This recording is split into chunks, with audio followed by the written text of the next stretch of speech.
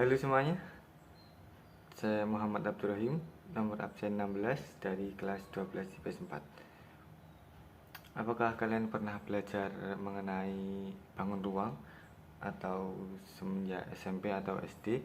Pasti kalian pernah belajar tentang bangun ruang. Nah, ini adalah materi kelas 12 SMA mengenai kelanjutan dari bangun ruang, yaitu dimensi 3. Pada pembelajaran kali ini kita akan mempelajari beberapa materi, yaitu yang pertama adalah titik dan kedudukan. Titik dan kedudukan saya akan jelaskan mulai sekarang. Titik yaitu suatu noktah yang hanya ditentukan letaknya dan tidak mempunyai ukuran. Biasanya ditandai dengan huruf kapital, misalnya A, B, P, atau H, dan seterusnya. Dapat dilihat juga di gambar. Itu adalah contoh titik. Ya, yang pertama adalah titik A, yang tengah itu adalah titik P, dan yang paling sebelah kiri adalah H. Lalu yang selanjutnya adalah kedudukan titik terhadap titik yang lain. Titik A pada gambar terpisah dengan titik B. Jadi, jika titik A dan B adalah dua titik yang berbeda, sedangkan titik B berhimpit dengan titik C, sehingga titik B sama dengan titik C. Bisa dilihat di gambar bahwa titik A itu tidak berhimpitan dengan titik B. Tapi di situ titik B berhimpitan dengan titik C. Jadi bisa dikatakan bahwa titik B sama dengan titik C. Yang selanjutnya adalah kedudukan titik terhadap garis. Ya, yang pertama adalah sebuah titik P dikatakan terletak pada garis G jika garis G melalui titik P. Dapat dilihat di gambar bahwa titik P itu berada segaris dengan garis G. Bisa dikatakan bahwa titik P ada di dalam garis G. Dan di situ P masuk ke dalam garis G, maka dapat disebut bahwa titik P terletak pada garis G. Yang selanjutnya adalah sebuah titik P dikatakan di luar garis G jika garis G tidak melalui titik P. Dapat dilihat di gambar bahwa garis G dan P itu merupakan dua objek yang berbeda dan tidak saling menyatu. Berbeda dengan yang pertama tadi, titik P dan garis G tidak saling berhimpitan. Jadi bisa dikatakan bahwa titik P di luar garis G. Yang selanjutnya adalah kedudukan dua garis. Ketika ada dua garis, maka itu dapat diketahui kedudukan satu garis dari garis yang lain. Yang pertama, garis G dan garis H dikatakan saling berpotongan jika kedua garis tersebut memiliki suatu titik persekutuan yang disebut titik potong. Dua garis hanya dapat berpotongan jika terletak pada satu bidang yang sama. Dapat dilihat pada gambar bahwa titik G dan H itu saling berpotongan karena dia memiliki titik potong, yaitu yang di tengah itu. Oke. Yang selanjutnya adalah garis G dan garis H. Dikatakan sejajar ketika kedua garis tidak memiliki titik persekutuan atau titik potong. Dapat dilihat di gambar bahwa titik G dan titik H saling sejajar karena tidak berpotongan dan tidak memiliki titik potong. Oke, yang selanjutnya adalah garis G dan garis H dikatakan bersilangan jika kedua garis tidak memiliki titik persekutuan, tidak sejajar, dan tidak terletak pada satu bidang yang sama. Dapat dilihat di contoh itu adalah garis G dan garis H dikatakan bersilangan. Oke, kita lanjut, yaitu kedudukan garis dan bidang. Garis G dikatakan terletak pada bidang A jika paling sedikit dua titik pada garis G terletak pada bidang A. Dapat dilihat pada gambar bahwa garis G ada di dalam bidang A. Seperti itu. Yang selanjutnya, garis G dikatakan sejajar bidang A jika garis G sejajar dengan garis pada bidang A. Dapat dilihat di gambar bahwa garis G di situ sejajar dengan bidang A yang di bawahnya itu dan membentuk sudut. Itu dikatakan sejajar, seperti yang garis tadi. Oke, yang selanjutnya, garis G dikatakan menembus bidang A jika garis G tidak terletak pada bidang dan tidak sejajar di bidang A. Dalam hal ini, garis G dan bidang A mempunyai satu titik persekutuan yang dinamakan titik tembus. Mungkin kalian pernah ya iseng-iseng gitu pensil kalian tusukkan ke kertas, dan kertasnya jadi bolong dan pensilnya nembus. Lah itu yang dimaksud tembus, bolongannya itu yang dimaksud dengan titik tembus. Oke, kita lanjut.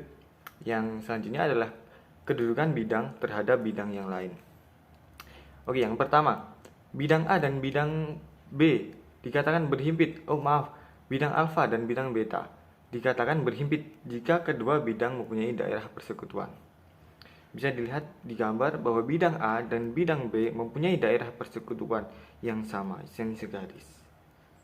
Ya, itu berarti bidang alfa, bidang beta adalah berhimpit. Oke, yang kedua, bidang alfa dan bidang beta dikatakan sejajar jika kedua bidang tidak mempunyai titik persekutuan. Dapat dilihat di gambar bahwa bidang alfa dan bidang beta itu saling sejajar, tidak mempunyai titik persekutuan dan ada daerah persekutuan. Dia mempunyai daerah persekutuan antara bidang alfa dan bidang beta. Oke, selanjutnya adalah bidang alfa dan bidang beta dikatakan berpotongan jika bidang alfa dan bidang beta tidak sejajar. Dalam hal ini, perpotongan bidang alfa dan beta akan membentuk sebuah garis potong bidang alfa dan bidang beta yang dinotasikan dengan A kali alfa kali beta. Jadi, dua bidang ini itu berpotongan dan dia menyebabkan adanya sebuah garis yang dinamakan garis potong. Oke, selanjutnya kita akan membahas tentang jarak atau ukuran dari suatu garis di dalam bidang. Terlebih dahulu kita akan pelajari jarak antara dua titik dan jarak di antara satu garis. Ya, yang pertama, jarak titik A dan titik B sama dengan panjang ruas garis A dan garis B. Yang ditentukan caranya adalah dengan menggunakan teorema Pythagoras, yaitu AB sama dengan akar dari X kuadrat tambah Y kuadrat. Atau biasanya kita bisa menyebutnya dengan C kuadrat sisi miring sama dengan A kuadrat plus B kuadrat. Akar pastinya. Oke. Ini adalah contoh soal yang biasanya keluar tentang panjang garis. Nah, di sini ada soal pada kubus A, B, C, D, E, F, G, H dengan panjang rusuk 12 cm, titik P adalah tepat di tengah CG. Tentukan jarak titik C ke garis AP. Oke. Cara mengerjakannya yang paling pertama adalah kalian harus membuat sebuah gambar dulu dari ilustrasi dari soal tadi, yaitu kubus A, B, C, D, E, F, G, H. Seperti ini. Dan kita masukkan semua syarat yang ada di soal tadi. Rusuk 12 cm, ini kita bisa tambahkan di situ 12 cm. Titik P adalah tepat di tengah C dan G. Maka kita ambil titik P di tengah garis C dan G. Kita tulis titik P dan titik C ke garis AP, itu yang ditanyakan. Maka kita bisa menggunakan teorema Pythagoras dan juga perbandingan. Jika di situ kita akan mengambil bantuan, yaitu menarik garis dari A ke P dan A ke C, maka akan muncul segitiga siku-siku seperti ini. Langkah pertama adalah untuk mengetahui jarak A ke P.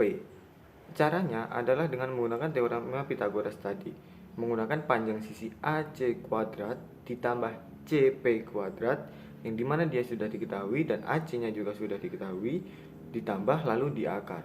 Itu sama seperti rumus Pythagoras tadi. Yang hasilnya adalah akar 324, yaitu tinggal memasukkan yang angka-angka yang sudah tersedia dan jawabannya adalah A ke P adalah 18 cm.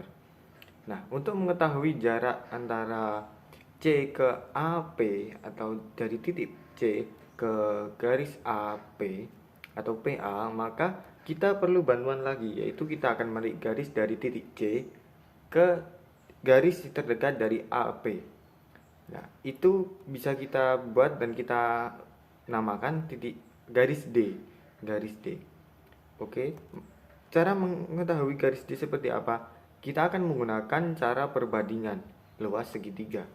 Nah, rumusnya adalah AP dikali garis D sama dengan AC dikali dengan CP. Oke, saya ulangi lagi.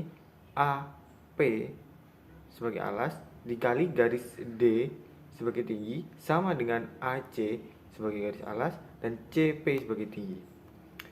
Akan dirumuskan seperti ini, dan kita tinggal masukkan saja apa yang mau dicari. Kan D kita keluarkan, lalu yang sisanya kita operasikan, maka akan muncul seperti ini. Kita masukkan AC-nya adalah 12 akar 2 cm, kita masukkan dikali dengan CP yang sudah diketahui tadi 6, dan AP adalah 18, maka hasilnya pasti juga akan ketemu, yaitu 4 akar 2 cm. Mudah kan? Kalau kita mengerti pasti akan mudah. Oke, sekian dari saya. Kurang lebihnya mohon maaf kalau ada salah kata atau apapun itu, saya minta maaf. Wabillahi taufiq wal hidayah. Wassalamualaikum warahmatullahi wabarakatuh.